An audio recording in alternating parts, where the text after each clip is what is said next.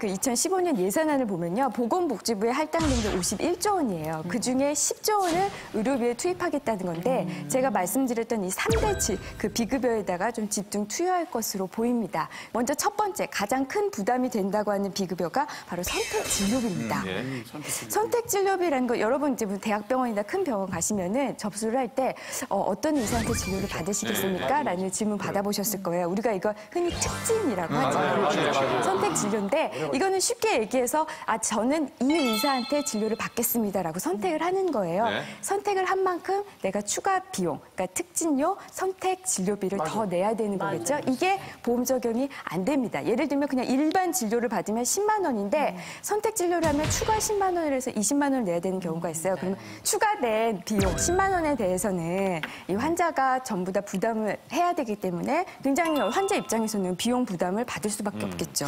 근데 사실 그거는 그 금액이 부담이 되면은 그 특진이라는 선택 진료를 안 하면 되는 거긴 그러니까요. 안 하면 되는데 사실상 안 할 수가 없는 거예요. 왜냐하면 종합병원 같은 데 가면요. 종합병원 의사의 80%가 이 선택 진료를 하고 있습니다. 그러니까 반대로 내가 일반 진료를 받을 기회는 그 전혀 특별한 일이 아니네요. 저희는 아주 특별한 진료라고 그렇죠. 생각을 예를 들면 내가 비용을 부담하는 거죠. 몸이 아파서 병원에 갔는데 저는 일반 진료를 하겠습니다라고 했더니 일반 진료는 시간이 이만큼 걸립니다. 저는 지금 당장 아파요.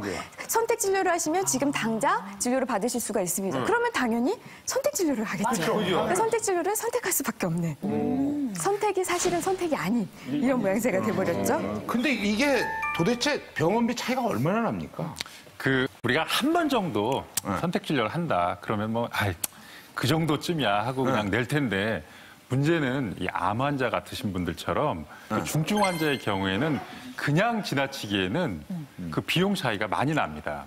좀 더 구체적으로 설명을 드리면은 서울에 사는 이 신 씨가 이제 아들이 심장병이 있어서 아들 심장병 수술을 했는데 이제 수술이 잘 되고 나중에 그 진료비가 나왔는데 진료비 내역을 보니까 2,240만 원이 나왔어요. 근데 이제 좀 상당히 좀 많은 것 같아서 이렇게 자세히 그 진료 내역을 보니까 이 2,240만 원의 무려 57%에 해당되는 한 1,270만 원 정도가 선택 진료비였다는 거죠.